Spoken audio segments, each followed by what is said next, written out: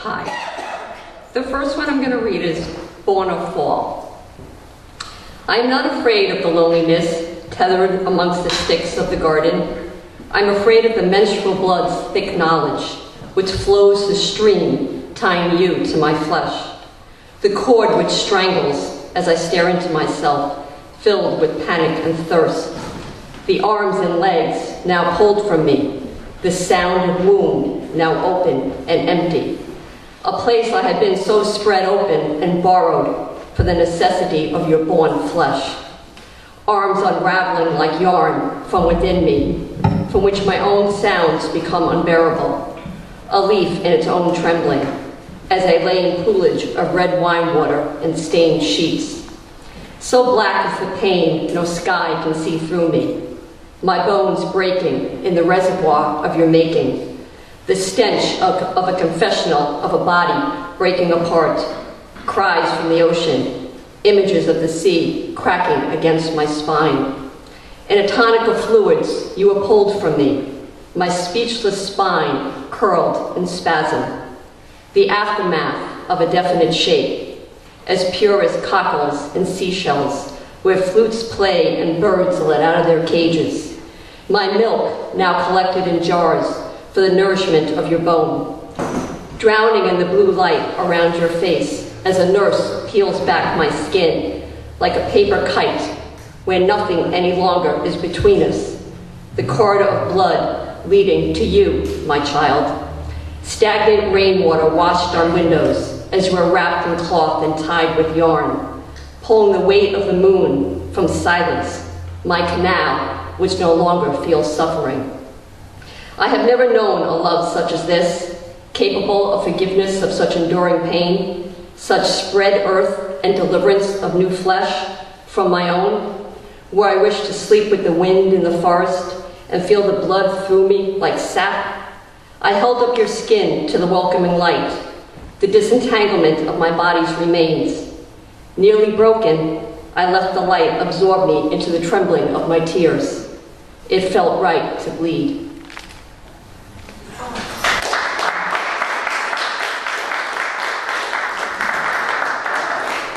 I gotta take this out. I can't see with that.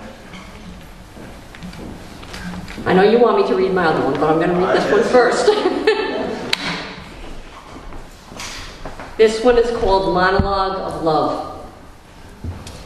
Feeling you here, speaking through me, into the empty room is not enough.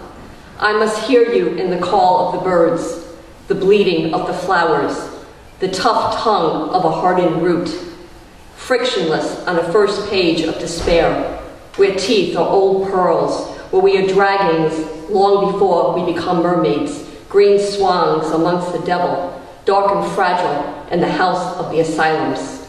I must feel you in the pen which has been borrowed, in the desk which sits beside me, in the withered mind which becomes a birdcage with wings, where fluttering disquiets the waning heat, shakes the chains of the fences, marks black the love of leaves, like a bird trapped in the cage of my ribs, a place to land my words, the last noise of everything broken and breaking, in yellowed pages of diary, cries of the artifacts of this life. The penetrating aloneness of blackened branch, exhausted, brittle, depleted, fear, which rearranges you in claw marks of silence. I must feel you in the whittling of myself to nothing but bones, shameless volumes of starvation, the last noise of everything, the broken tower now leading to the beehive, the last luminous ripples of evening light, coffins with name, corpses without burial. I must taste you from the darkened cull of crickets, spiderwebs caught in chains, in undulation of forgiveness, and in dyed and lemongrass chopped from fields of old shoes and worn flesh, in scattered remains of my eyes and my ears, in final withering breath. I must feel the fingers of your body crawl through the matted grass, to fold within mine, to sleep in permeance of eternal rest, in the wind beside me, in chords of song. For this I will have known the angular breastbone scent of my body to love.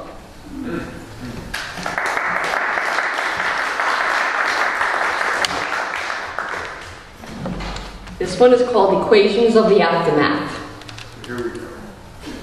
Here you go. The scale of a human life is calibrated against its own unknowing, the mystery of being and not being.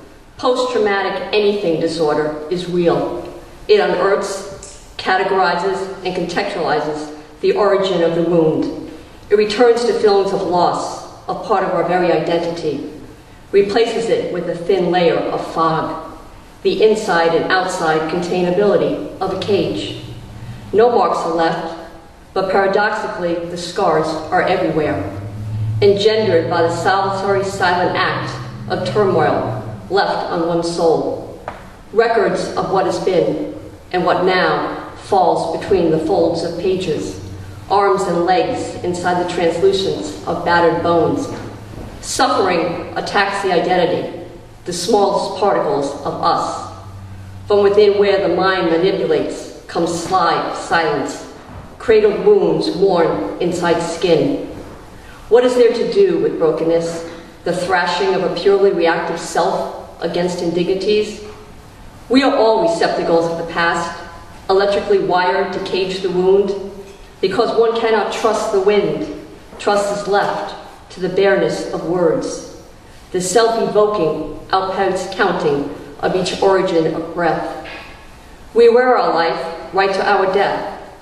Some are rescued and are able to become leaves floating, shadows curling and sleeping, heartbeats sounding, endowing poems unselfconsciously. Post-traumatic stress is real as the abuse and the abuser, as real as the soldier and the war, as real as the mother and the abandonment, as real as the grief and the death, as real as the slaughter and the murderer, as real as the hunger and the homeless, as real as the domestic violence and the happy home, as real as borders and separation. And if I become darker than light, then let it be so. Let the sun be sown into my flesh, my voice aged among the mountains. Let my legs stand angrily outside in the blowing wind. Let my breast redress without brutality in the wisdom of flowers. Let the architecture of intolerance extinguish suddenly in waiting water. And if I could step out of the poem, let it be in disguise of butterfly, in newfound language of self-portraiture, and the unafraidness to feel life living itself through me, in absence of ignorance chained to throats, where the shadow does not need you to know what it is to be afraid and lonely, the black and white thinking, the all or nothing, lurking in the dimmed glow wormhole thread of silence. Post-traumatic stress is an endless inflection. What we cannot touch does still truly exist. One more.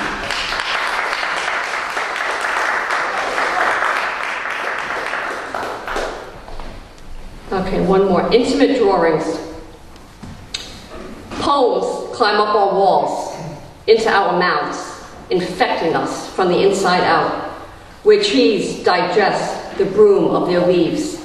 Deeply lined images left on pillows, the nowhere place you make yourself, inside the hollow chiseled chamber of the heart, where one lives so much of life in silence.